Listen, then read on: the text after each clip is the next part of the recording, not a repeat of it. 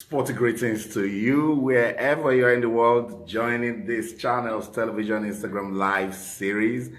I'm Austin Okonakwan and we'll continue our chat today with a Super Eagles legend. How many of you guys know Finidi George?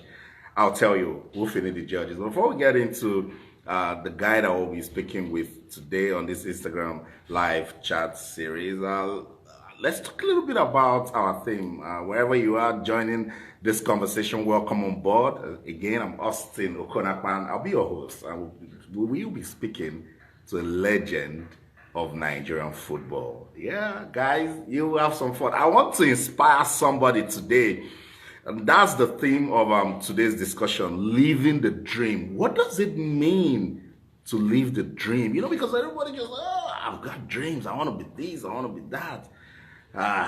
Living the dream. Finidi George understands what it means to live the dream. Living the dream basically means doing what you want. You know that life that you aspired when you were young, you're like, I'm going to be a doctor. For me, I always wanted to be a sports journalist, and that's what I'm doing today. So I'm living the dream. A lot of footballers actually wanted to be footballers. Some, maybe, others, destiny just happened. But living the dream is the theme of the discussion. I see you guys are asking, and I want you to be part of it. It's Motivation Monday, and that's what I want to do today. I want to inspire somebody. I want to motivate somebody, and that's why we are bringing a Super Eagles legend, one that has been there, done that with football, and understand what it means to live the dream. Finidi George, who is Finidi George? Of course, he's a Nigerian. I'm super proud that he's a Nigerian. He made his Super Eagles debut in 1991 against Burkina Faso. In that match, he provided 3 assists to the late Rashidi Yekini.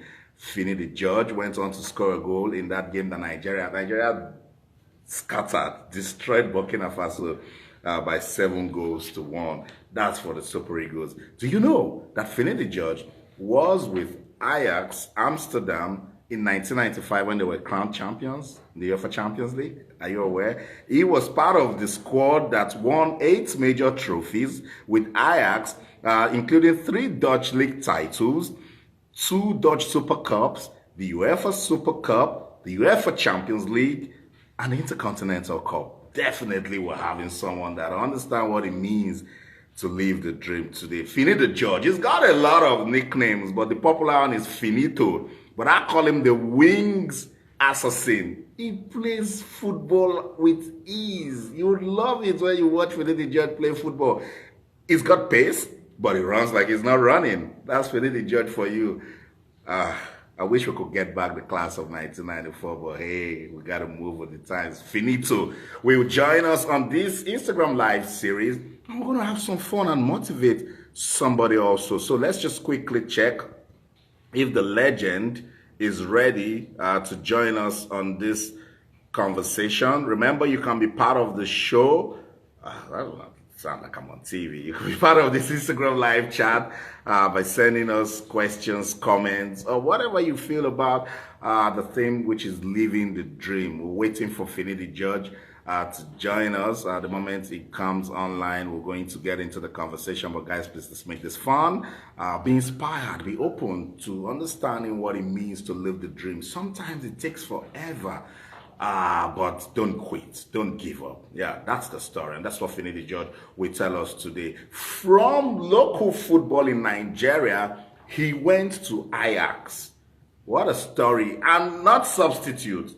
Was playing regular football with Ajax. That's the story I want to put out today. I want to tell somebody that it's not about your beginning. It's about the progress that you make as you move on in life. Let me see if we've got Finidi George joining us now. Hopefully we will have him send a request and he will be part of everything that we will be doing today on this Instagram live series. So guys, remember you can send in questions, comments, suggestions.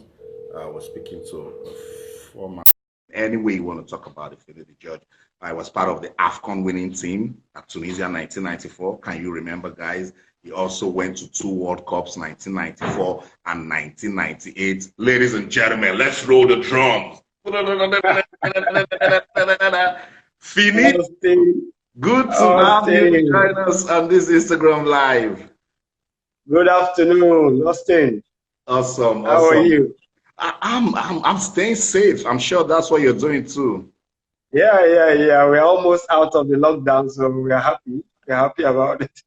Okay, guys. So feel free to tell us where you are. I'm in Lagos, Nigeria. Finidi George is in Mallorca, in Spain. How is Mallorca today? Yes. Yeah, fine.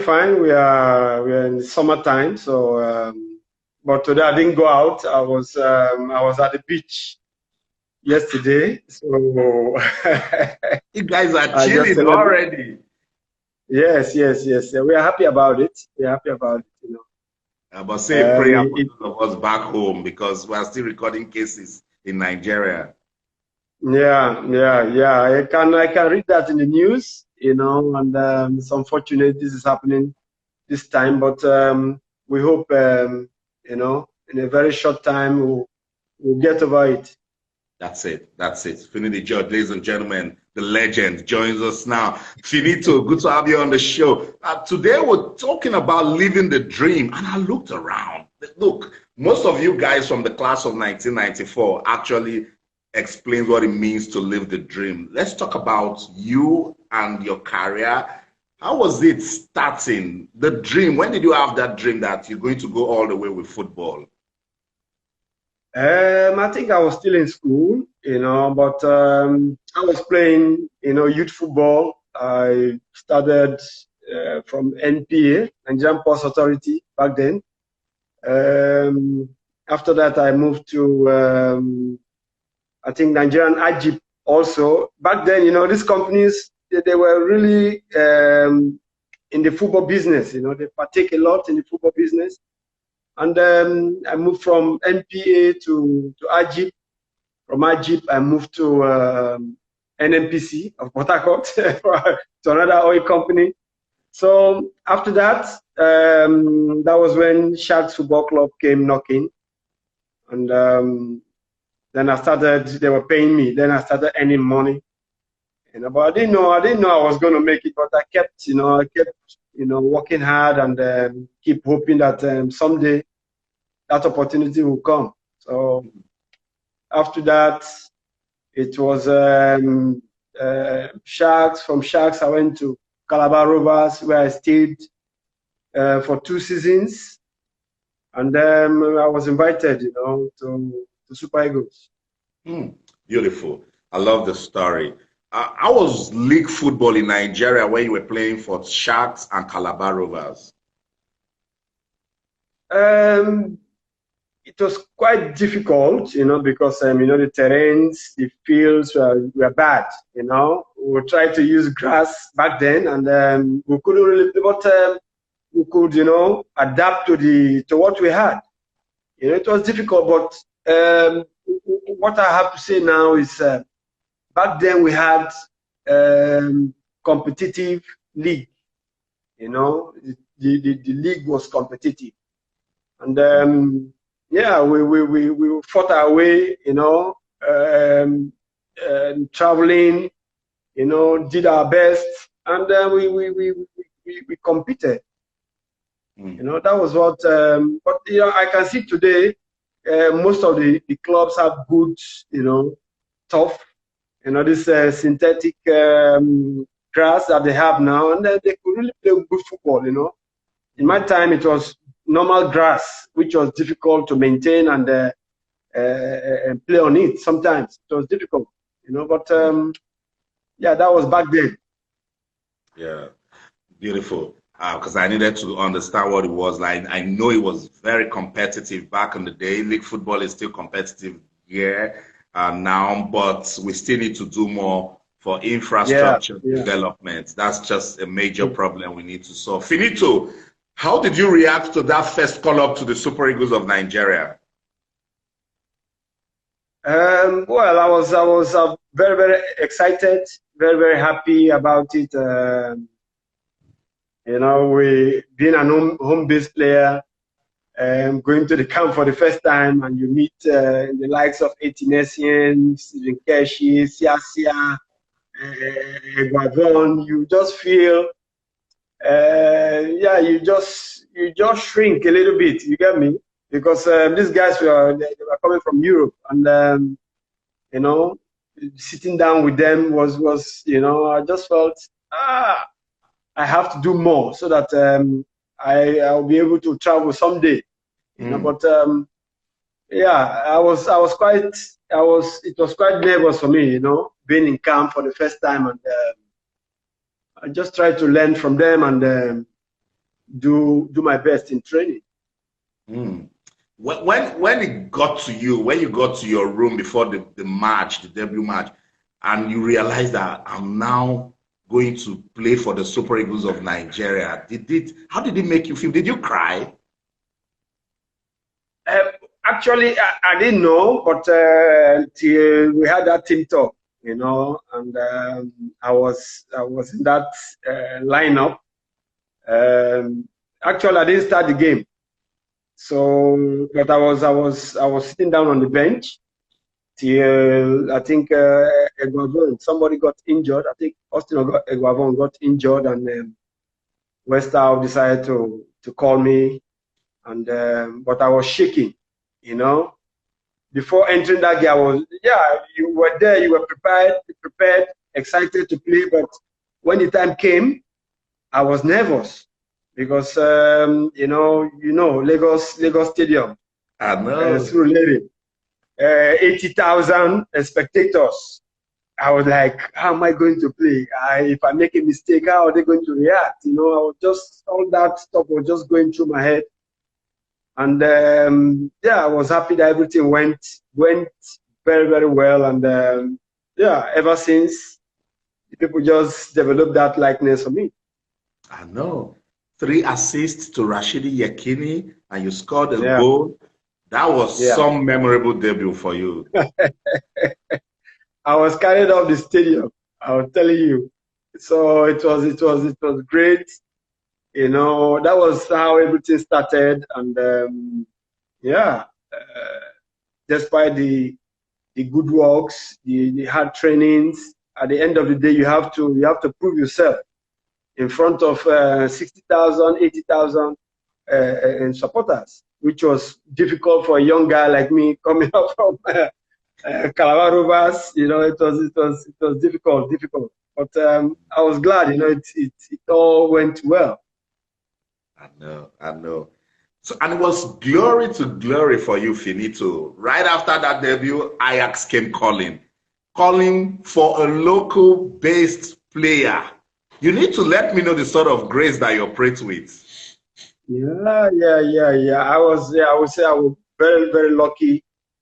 But I think in the works, I was still home-based. We were training with Christian Chukwu as home-based Super Eagles. And then, we work our ass off.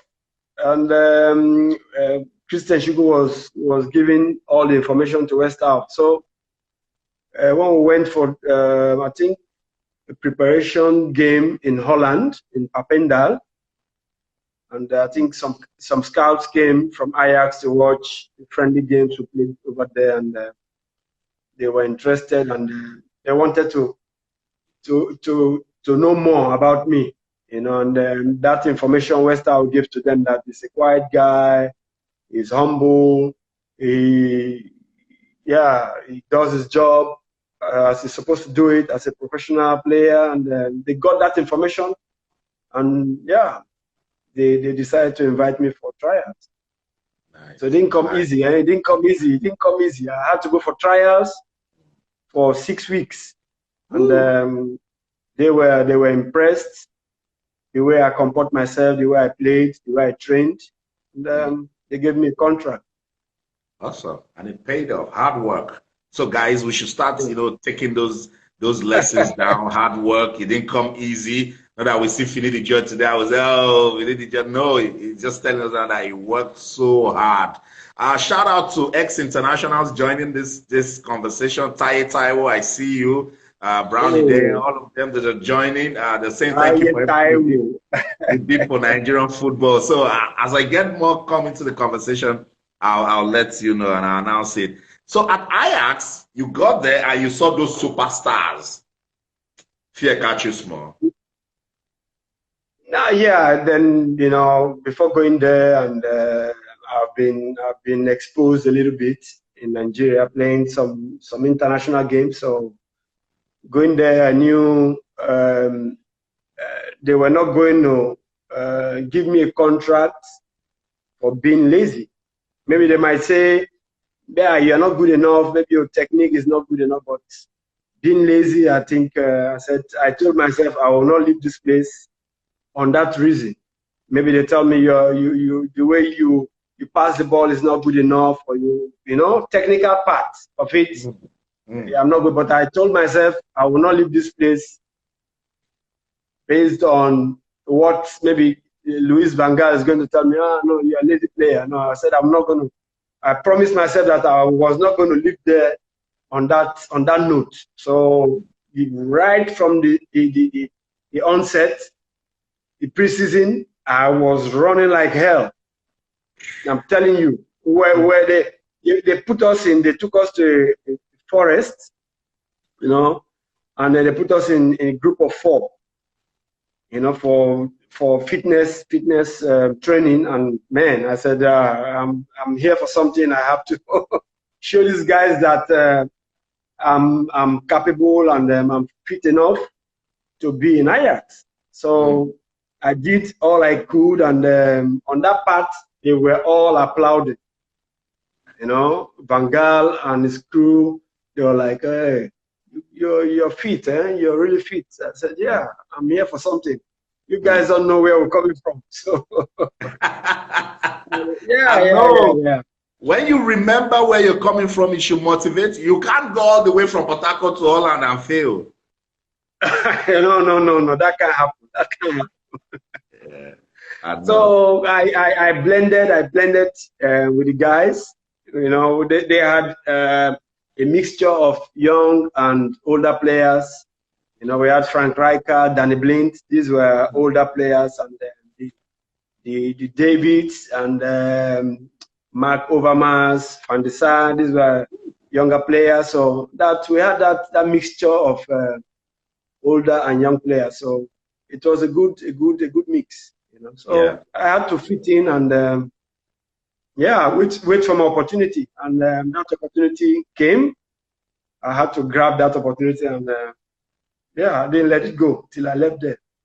No, beautiful. Since you've started calling some of those names, they were young then, but now they are legends. Let me read you some of the names of the players that featured in that 1995 final against AC Milan in the UEFA Champions League. Edwin van der Sar, Michael Reisiger, Danny Blind, you mentioned, Frank Rijkaard, Frank de Boer, Clarence Seedorf, Edgar Davids, Jari Litmanen, of course, our own Finidi George, Mark Overmars, Ronald de Boer, Fred Graham, Nwankwo Kanu came in as a substitute, and even Patrick Kluivert came on as a substitute. Wow, memories. We're going back to 1995.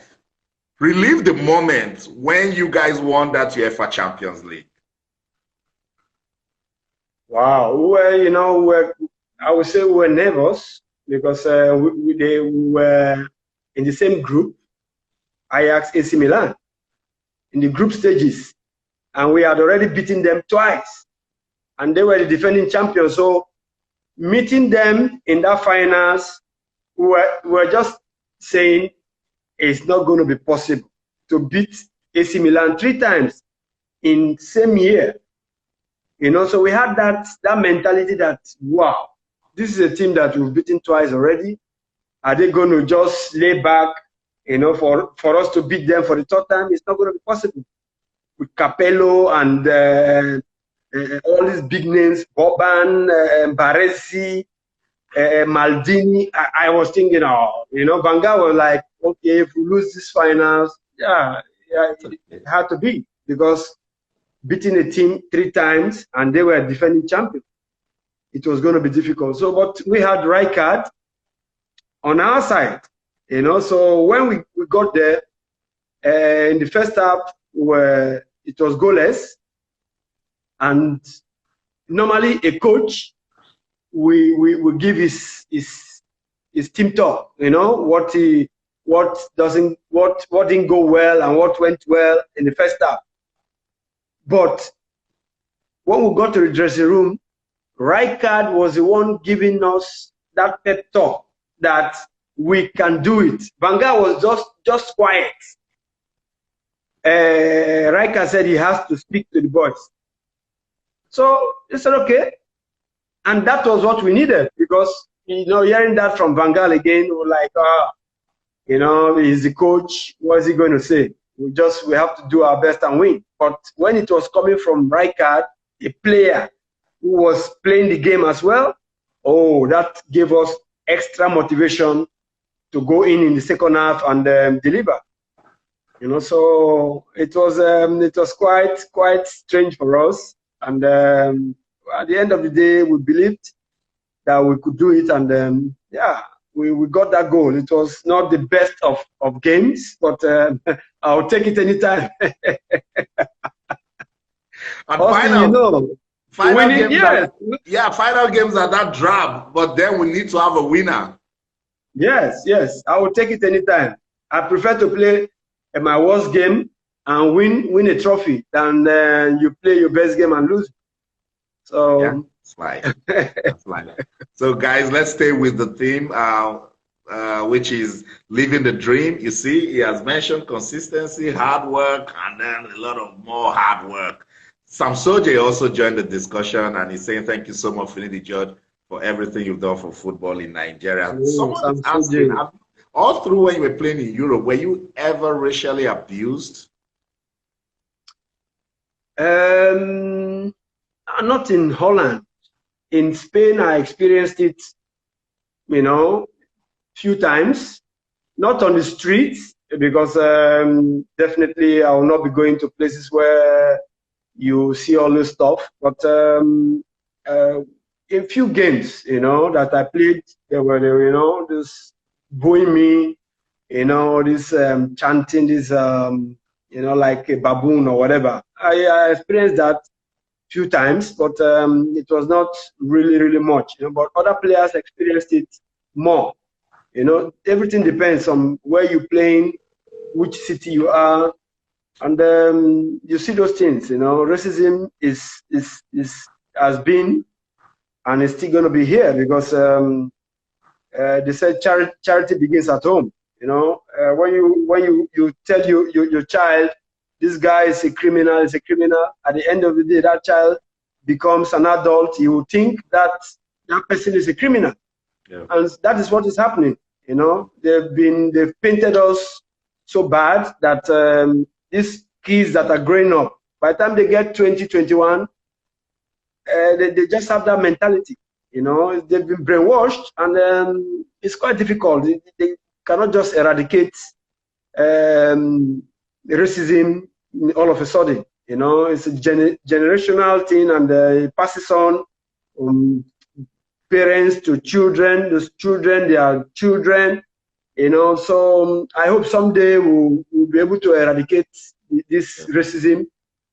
We'll just see how that will play out. I don't know if it's going to happen in our generation, but we hope something is done, you know, and as soon as possible. Yeah, it's ugly. We must kick it out of football. Finito, 1994 and 1995, I dare you, that's your best years ever. 94, you won the AFCON with the Super Eagles in Tunisia. Relive that moment also, because the Super Eagles at that time, the team was not just respected, you guys were feared, not just in Africa, but worldwide.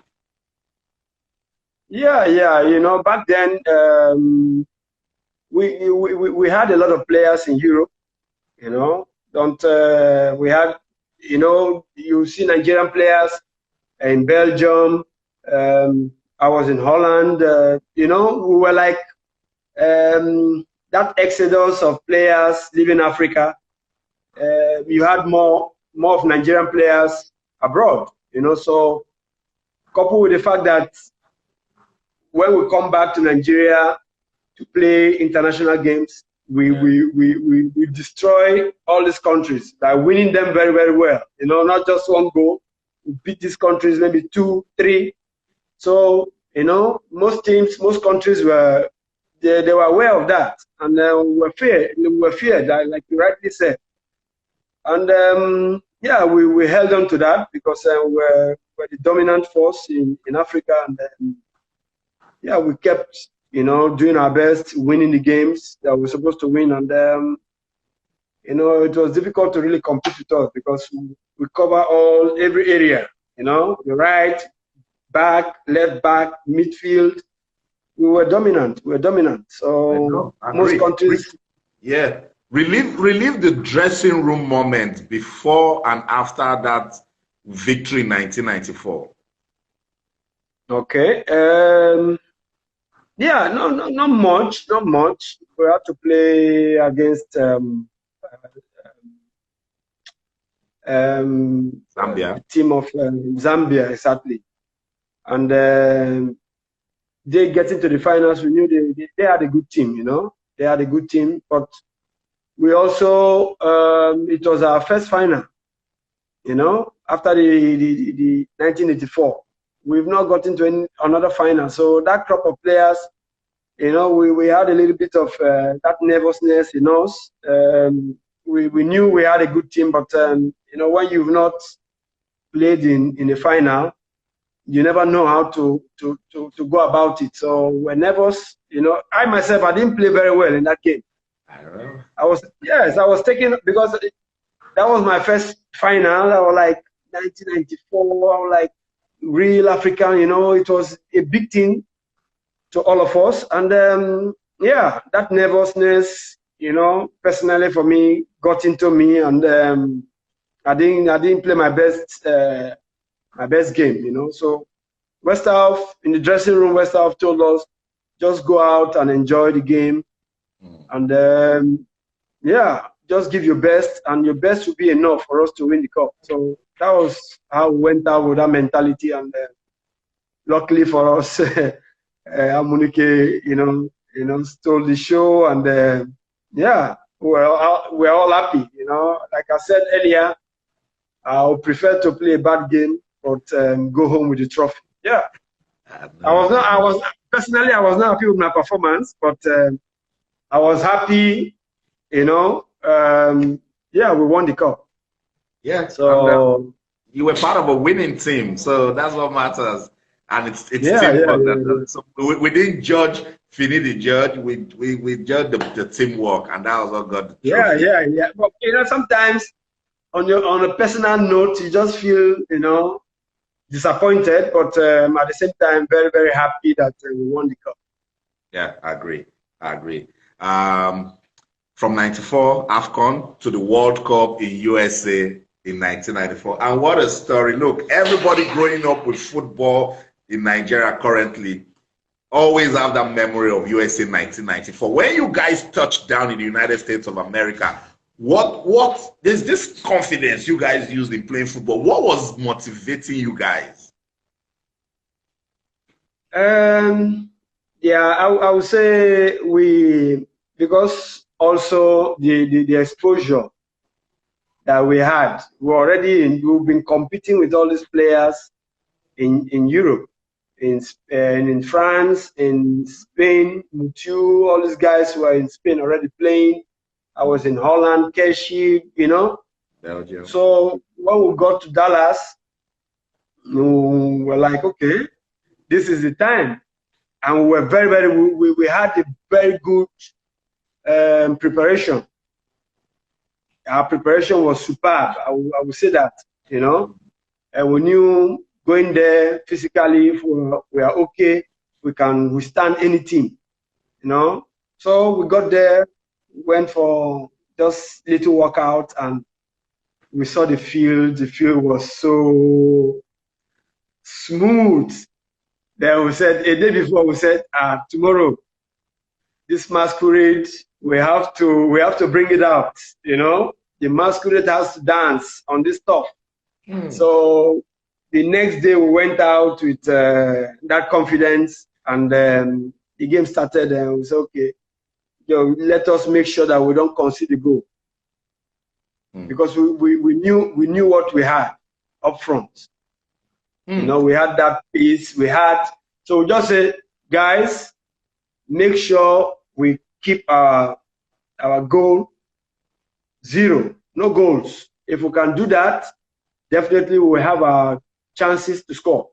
And that was what happened. You know, we defended well, and when we go into the attack, we go with that, you know, that zeal, that power, you know, to do harm. I know, and that was what you guys did. It was a killer squad, particularly going for Rashidi Yekini, down the bull Amokachi, on the left, Emmanuel Amunike, on the right, Finidi George. You come to the midfield, his case closed. Can we ever have such a team again? Yeah, definitely. We knew what were, we knew the potentials of each and every individual. You know, if the ball comes to me, they know I'm going to, you know, be tricky. I'm looking for that pass. Everybody, you know, if it goes to Amunike, we know he's going to do, you know, he's going to go on a one-on-one. He's going to dribble and give a cross. You know, we know the capability of each and every player. We know, okay, if the ball gets to Amokachi, what he's going to do is a bull. You know, you cannot stop him.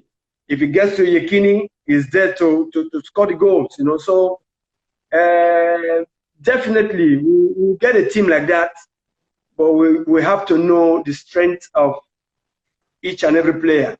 I think that is what is lacking in our football today. You know, if the ball gets to Musa, do others know what he's going to do, what he's capable of doing? Do you react to what he's going to do, or you wait to see what he's going to do before you react?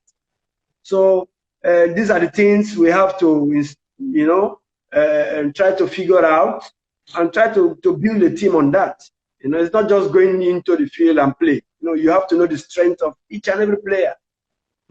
I know. So what the viewers are doing now is they are taking my mind back. They say Austin in the midfield. There's Austin Okocha. There's Sunday Olise. There's Tomsi Oliha. Siasia sometimes even comes back then. Then when you go to defense, you see the gentle giant, Uche Okechukwu not smiling. God bless his soul. Uche Okafor was there. Benedict Ira on the left. Austin Eguavoy on the right. We had a team. We had even on the bench, we had Mike Menalo, what was his name? Emeka Eziogu. That's right. We had, we had on the bench, Mutu was there, Victor Peba. So you can imagine that, you know, these are names that when you call these names, you say, wow, this guy's on the bench. He should be playing. You know, Peter Rufai was a goalkeeper. Aloy Agu was on the bench. Wilfred Amodibai was on the bench. People like Luka, they couldn't even make it to the World Cup with all this quality. This country is blessed.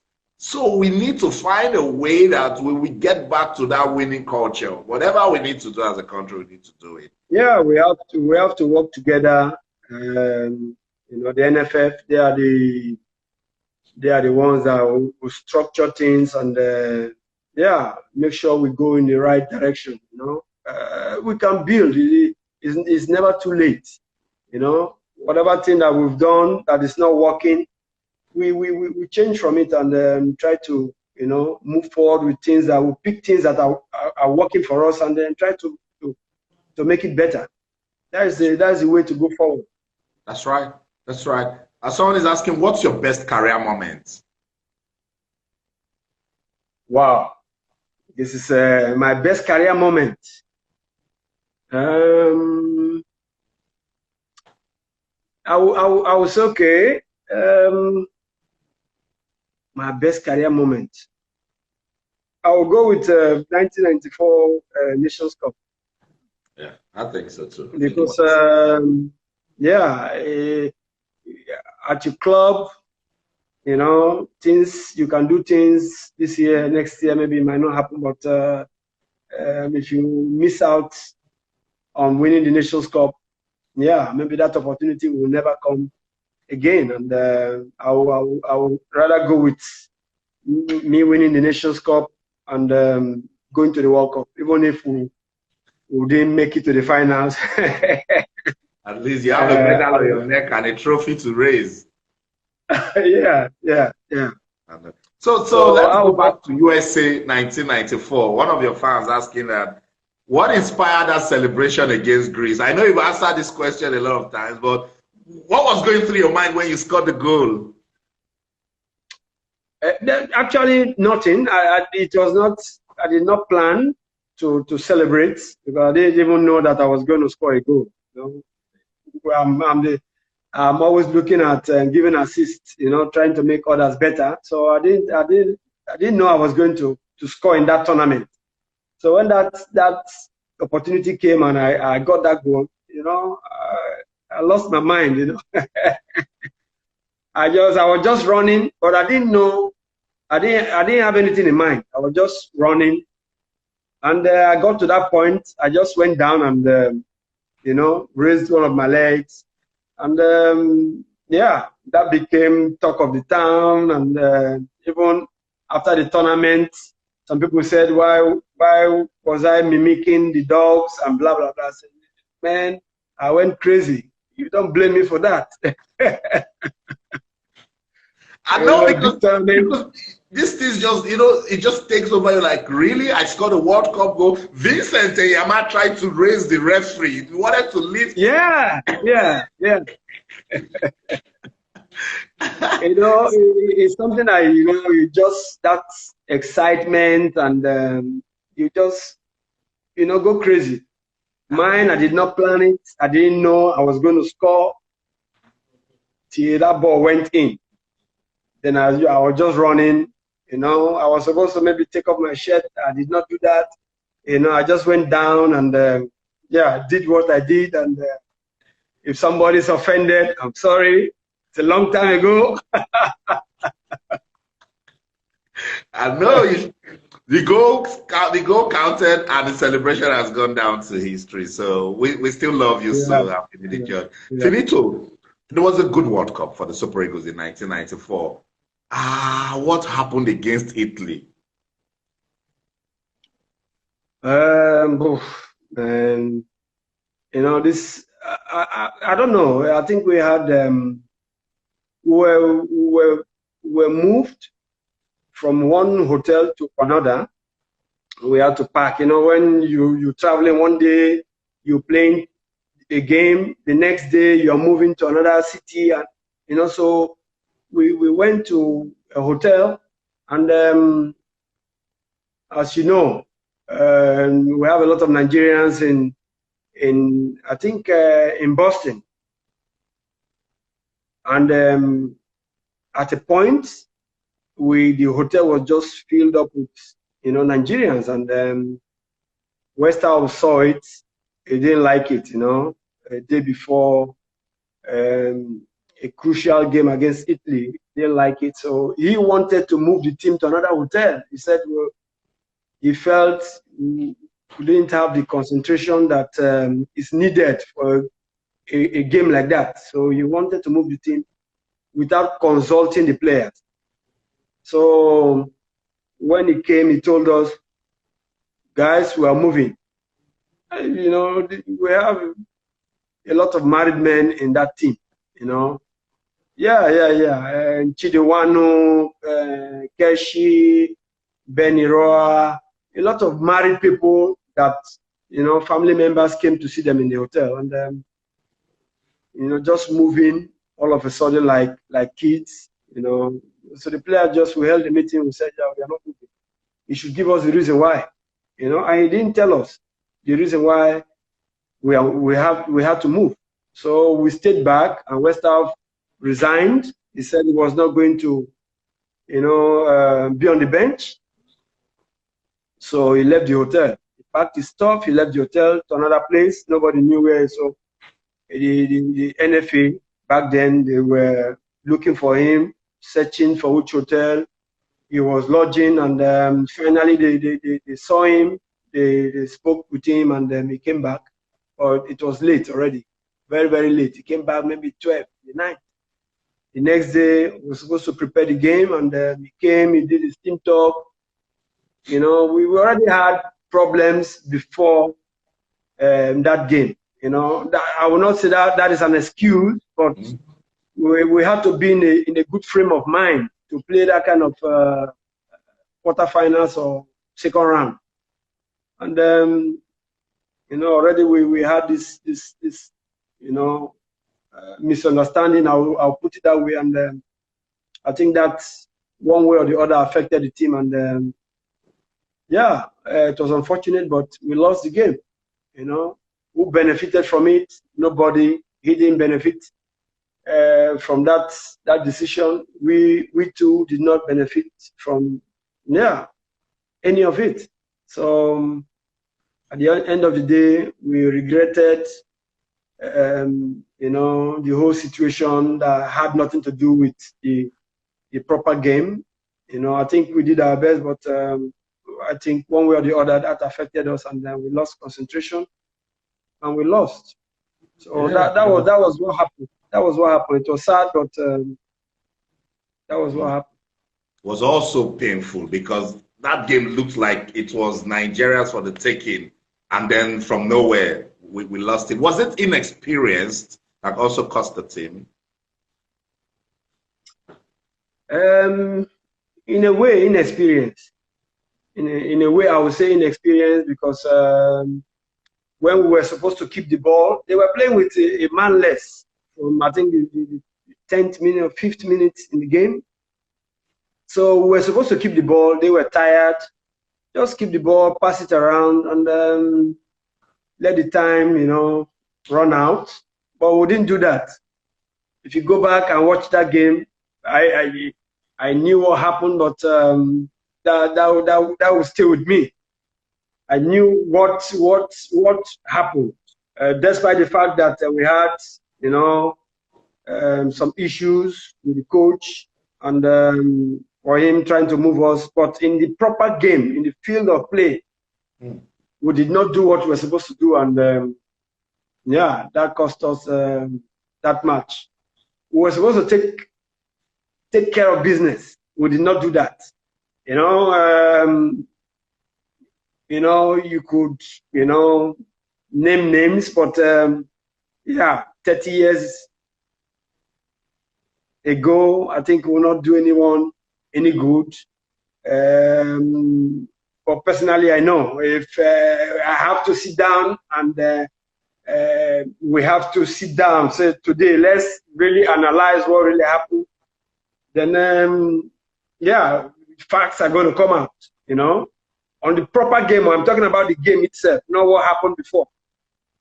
But yeah, it's long time ago. It's not going to do anybody good. So we'll just keep that to ourselves. And yeah, be sad about it, you know. But yeah, we cannot go. Personally, I know what happened. But since we didn't talk about it, just tell me one. A lot of things happened. Just tell me one that cost us, because we will document these things so that the upcoming generations will know. One, when we're supposed to keep the ball, you know, we try to do too much. It became an individual thing. You know, and yeah, that didn't go well. That didn't go well because if you see the team, we're like doing what we're not supposed to do. Any team that is bent on winning a tournament of that caliber will play differently. You know, we didn't do that, and at the end of the day, that affected the whole process, the whole situation, and some players were not happy also, and that they were not playing. they did not start the game, so those little things affected, apart from the big, stuff that West did. Yeah, these are little things that, when you look at it, you say, oh, this guy would have been playing instead of this. Yeah. These are little things that affected the team, and at the end of the day, the results, spoke. You guys didn't just know that it was a really big game, a massive game that would have done a lot to your footballing career at the time. So that's why it's part of life's lesson, so that the generation coming up will understand. Yes. Would you have loved to be in that Atlanta '96 squad to the Olympics? That is what. Yeah. But back then,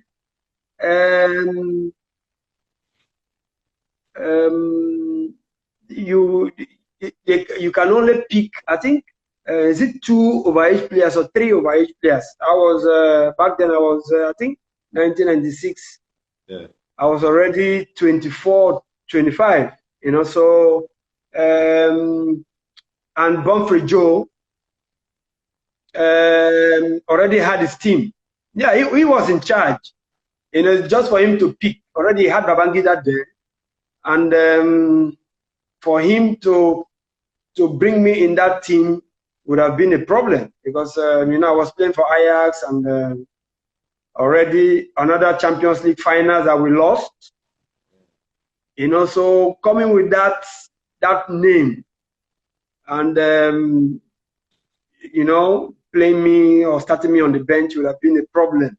So he felt better, avoid this stress, and don't invite it. Definitely looking at 1 or 2 players, maybe I would have liked to be on that squad, even if I was coming in as a sub. I wouldn't mind, but he as a coach, thinking that way, that this guy is a big player, he's coming from like runners up in the Champions League, and now he's not going to play. There will be questions, Yeah. So he said, I beg, make I just avoid this problem, and don't invite him. And later they said they invited me. I said, no, that is not possible, because if you want to invite me, Kanu got his letter. Kanu was my teammate back then. Kanu got his invitation letter from the NFF or NFA then, but I didn't get mine. So if you don't invite me, I have to make plans. We're already on holidays. I have to make plans and go on holidays. So I was happy that they won the gold medal, but I would have loved to put that on my neck as well. I know. There's nothing wrong with that, bro. Yeah, I get you. 1998, what sort of World Cup was it for the Super Eagles? We were coming with that experience from 1994. A few players left the team. We had a couple of new players in the team as well. But yeah, a lot also. It's always our problem, After winning 2 games, we felt Denmark wouldn't be a problem for us. We won against Spain, which was the favorite to win the tournament. And then we won against Bulgaria again, and lost against Paraguay. So we just felt,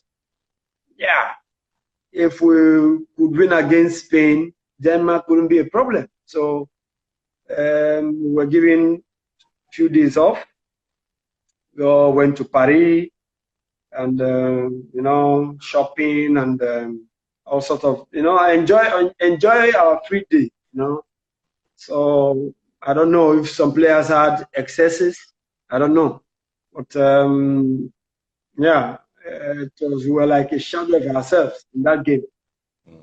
It didn't go well. It didn't go well.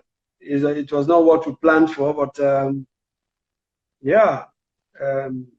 for us to have gone out that way was a sad thing. If we had given them that fight, and at the end of the day they won the game, maybe 1-0 or 2-1, it's okay. we didn't come short in any aspect of the game.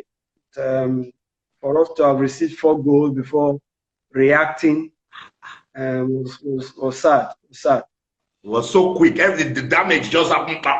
You guys didn't know what was going on. Did you tell me? Tell me the mood at the in the dressing room after that game. Did you guys talk to yourselves? Yeah. We're all sad, you know. Some accusations, you know. Some guys threw some punches. I mean, not physical punches, you know. I get you.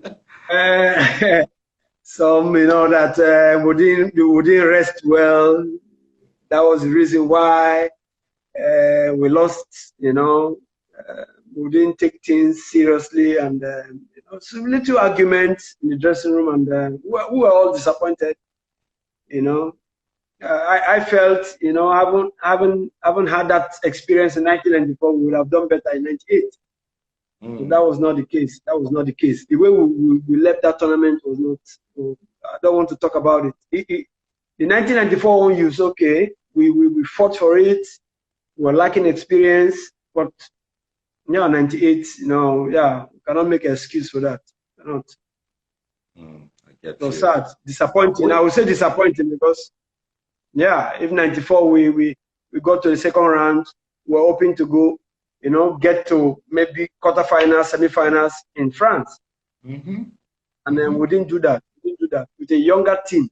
We couldn't do that. So it was because I think the team had quality, it had prospects. It was a team that, particularly after what you guys did against Spain, you'd expect such a team to, you know, go all the way. But hey, it's football. These things happen. So tell me, what's your most influential Super Eagles player? Influential? Yeah.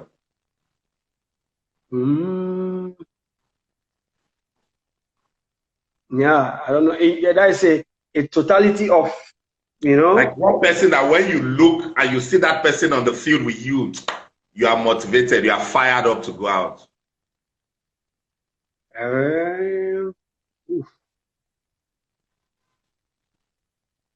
I cannot just pick. I cannot just say a name. I cannot. It's going to be maybe various players. And I cannot just. Okay, tell me 3. Because too much quality in your team, that's the problem. Yes. So, for me, in my time, if I see Uche Okechukwu, I'll be. I'll feel safe. I'll put it that way. If I see Olise in the middle, if I see Biekini, I know, you know, these are the backbone of the team. So once I see these players in the lineup, I say, okay, we are free to do whatever we want to do. Yeah. I've read about you saying you'd like to come back home, get into some coaching role. Do you still have that in mind? Yeah. I applied for the job. I want the age grade, you know. I don't want to rush into that. That's me. You know, that's my way. I don't want to rush into something and tomorrow you say, oh, this is bigger than what I thought. You know, so I like to start from somewhere, work my way up. So, but it's not up to me. It's up to the NFF to decide if I'm capable, if I can do the job. And but I'm willing. I want to give back, and I think that is the best way or the best place to showcase myself. Definitely, most people say, why don't you come back and coach in Nigeria? I can, but you know, there must be a structure. You know, I cannot just come back and say there must be a structure in place. I cannot come back and be struggling or, you know, putting all my strength in if they are paying me or they are not paying me.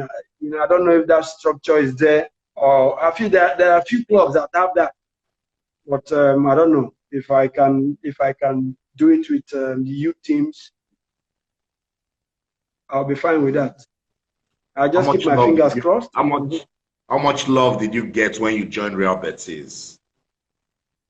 Oh wow, a lot, a lot, a lot, a lot. Actually, I didn't know much about Betis because I was coming from Ajax, and I knew Real Madrid, Barcelona, and the big clubs, So, but yeah, Ajax wanted to get rid of me, so I had to. No, it's true. It's true. This is a true story.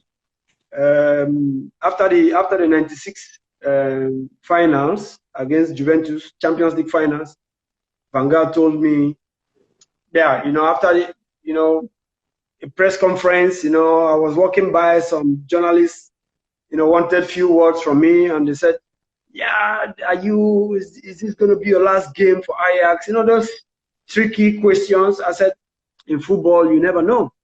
Everything is possible. On that comment, yeah, Van Gaal called me when we got back to Amsterdam, called me in his office and said, yeah, I can leave. If I want to stay, yeah, he's guaranteeing me that I'm not going to play because Ajax is buying another Nigerian.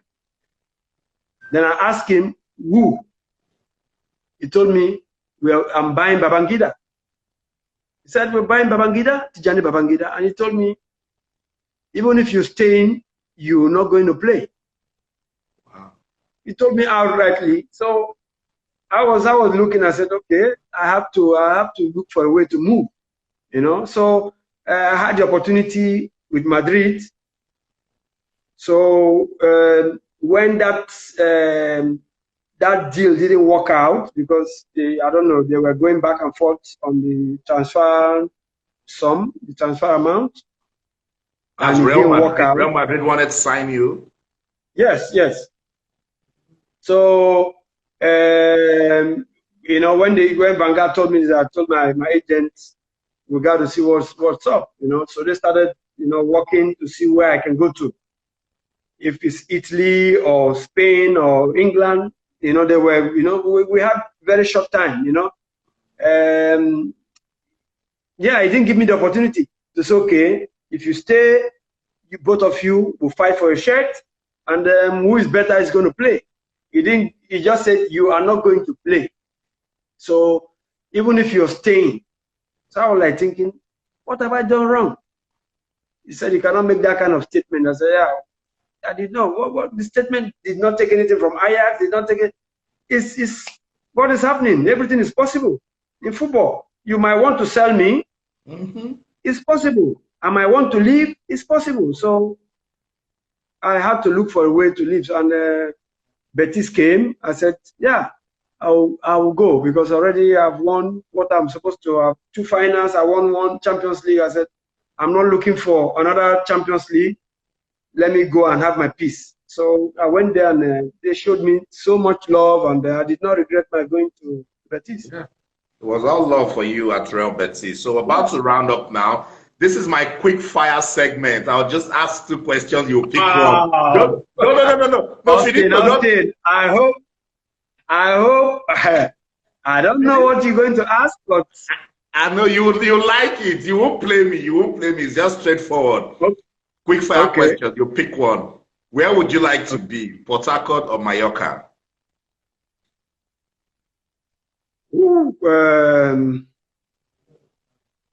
Mallorca.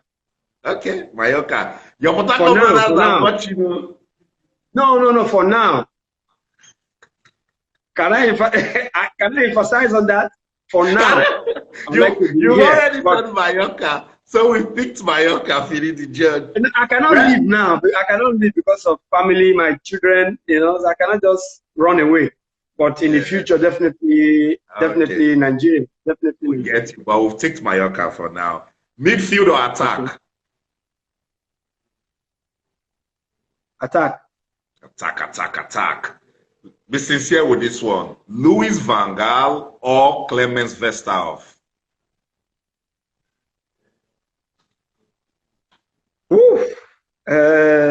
This is a difficult one. I would say Clemens Westerhoff. Clemens Verstappen. Yeah. Who is that call what Van Gaal said after that match? Yeah, apart from that, without Westerhoff, giving them that information, maybe I will not.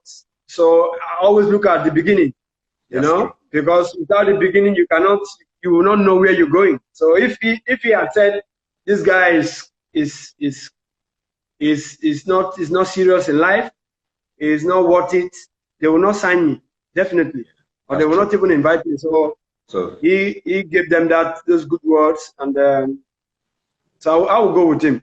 Okay, I'll keep that. The English Premier League or Spanish La Liga? La Liga. Of course, I know you jump on La Liga. Messi or Ronaldo? Woo, man.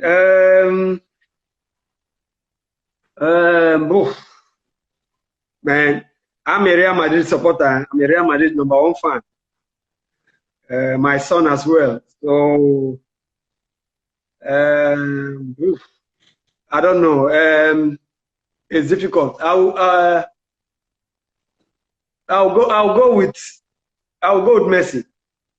Even if it's painful, I will go with Messi.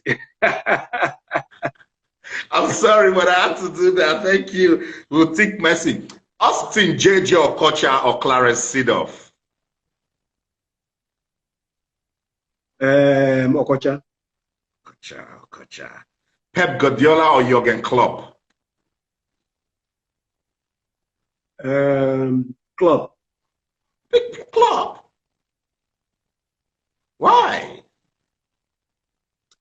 Because Klopp is somebody who has he worked his way with an unknown team to win the Bundesliga. So it's very, very important.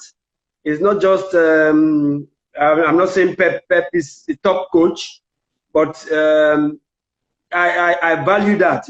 If you can coach a team that is not with superstars, and you take them to win the Bundesliga, I think I must commend him. For me that is top. That for me is top. We know players make managers. The better players you have, the better possibilities you have to win the league. So for me, I used to follow him. Then he went to Borussia Dortmund. Also, the football they play with less names, just regular players, and he put them on that status. I think for me, it's a top manager. I agree. I'll go with it. I think that's a good explanation. USA 1994 World Cup or France 98? 94. 94. Champions League or World Cup? If I have to go for Champions League or World Cup, I will go with Champions League, because that I can touch it after. Yes, I can touch it. But if you're saying if I don't have a Champions League, if I have to choose between Champions League, I will go for World Cup. But since I already have a Champions League, I will go for Champions League. World Cup, I will not.